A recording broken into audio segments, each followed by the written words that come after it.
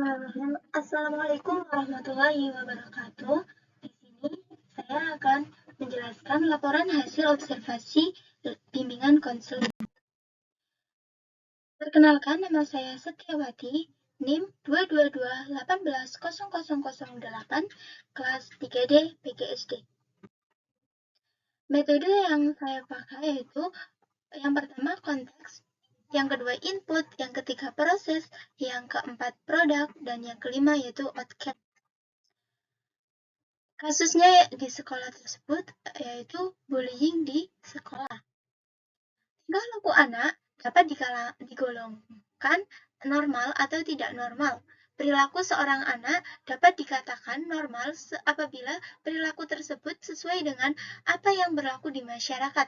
Sebaliknya, dapat dikatakan bahwa tingkah laku anak itu tidak normal apabila tingkah laku anak tersebut telah menyimpang dari tatanan yang berlaku di masyarakat. Sehingga masyarakat secara langsung maupun tidak langsung itu menolaknya. Anak yang terbiasa mengamati bahkan mengalami kekerasan baik fisik maupun verbal di lingkungan atau saat bermain, itu kemudian mengembangkan pola pikir bahwa hal tersebut adalah hal yang wajar dan perlu. Menurut Harlock, mengatakan bahwa rasa marah adalah ekspresi yang lebih sering diungkapkan pada anak apabila alasannya karena rangsangan yang menimbulkan rasa marah lebih banyak pada anak.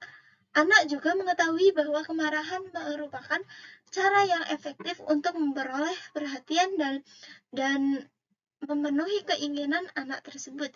Di sekolah dasar ini kerap sekali terjadi kasus bullying, perilaku school bullying yang terjadi mulai dari lingkungan pergaulan di sekitarnya hingga di lingkungan sekolah sangat beragam. Bentuk perilaku school bullying ini dapat dilakukan secara langsung yang berupa verbal bullying. Verbal bullying ini contohnya mengejek, mencela, menyindir, dan menyebarkan gosip. Yang kedua ada physical bullying, memukul, menendang, mencubit, dan menjanggalnya. Yang pertama yaitu konteks. Bullying di sekolah adalah perilaku yang tidak dapat diterima dan dapat memiliki dampak serius pada kesejahteraan siswa. Penting untuk meningkatkan kesadaran, mendorong pembicaraan terbuka, dan mengambil langkah-langkah preventif untuk menciptakan lingkungan yang aman dan mendukung bagi semua siswa. Yang kedua yaitu ada input, melibatkan perilaku yang merugikan seperti pelecehan verbal ataupun fisik, isolasi sosial atau intimidasi secara berulang. Hal ini dapat mengaruhi kesejahteraan mental dan emosional siswa, menciptakan lingkungan pembelajaran yang tidak kondusif, serta merugikan perkembangan sosial dan akademis mereka. Dalam kasus ini, peserta didik ini dipanggil oleh kepala sekolah yang didampingi oleh psikolog dan guru kelas dan mengadakan bimbingan konseling. Dalam tahap ini, guru dapat mengetahui permasalahan yang dihadapi oleh peserta didik. Lanjut, yang ketiga yaitu proses. Hasil dari bimbingan konseling bahwa peserta didik ini memiliki permasalahan yang disebabkan oleh kurangnya kasih sayang dari keluarganya dan pengaruh lingkungan. Berdasarkan informasi yang kami dapat bahwa anak tersebut tinggal bersama neneknya dari kecil dan juga orang tuanya itu telah bercerai lama.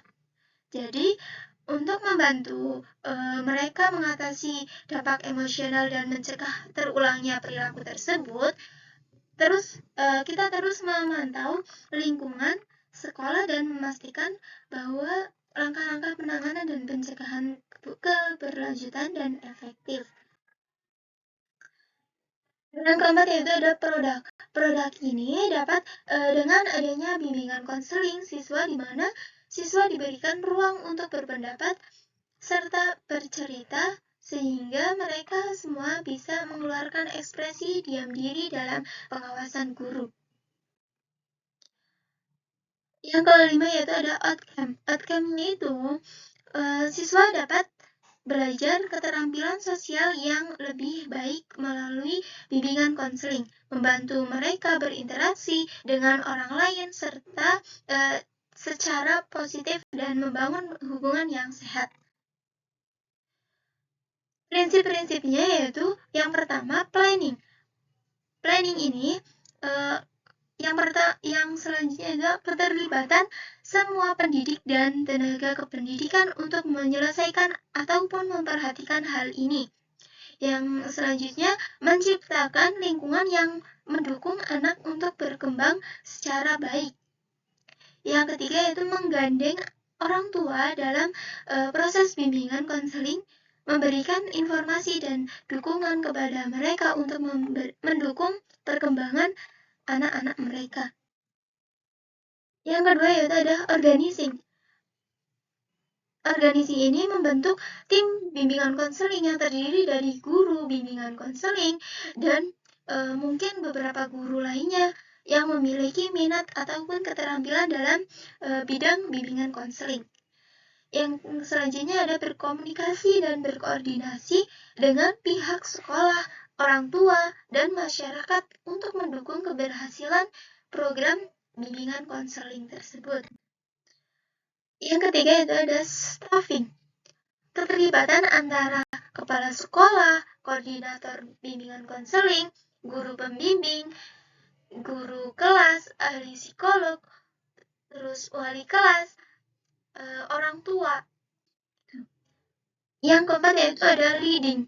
Leading ini yang pertama koordinator bimbingan konseling memastikan bahwa staf bimbingan konseling memahami dan mematuhi standar etika dan profesionalisme dalam memberikan layanan kepada siswa. Yang kedua yaitu guru pembimbing dan anggota tim bimbingan konseling memotivasi siswa untuk mencapai potensi mereka penuh, memberikan semangat dan dukungan yang positif bagi anak. Yang kelima yaitu ada controlling. Yang pertama memantau partisipasi siswa dalam kegiatan bimbingan konseling di kelas, seperti sesi pembelajaran tentang keterampilan sosial atau penanaman nilai-nilai. Yang kedua itu menilai dampak program bimbingan konseling terhadap perkembangan siswa dalam hal prestasi akademis, keterampilan sosial, dan kesejahteraan emosional. Yang ketiga yaitu mengikuti perkembangan individu siswa yang telah menerima bantuan bimbingan atau konseling dan mengevaluasi perubahan perilaku dan prestasi mereka. Mungkin cukup sekian. Terima kasih. Apabila ada kekurangan, mohon maaf. Wassalamualaikum warahmatullahi wabarakatuh.